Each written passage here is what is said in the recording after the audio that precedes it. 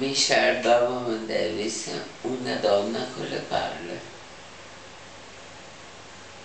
Inglese, stronza, ricca, viziata, ma quella capace di alzarsi alle 5 del mattino e lavare i piatti per non rompere i coglioni ai suoi dipendenti.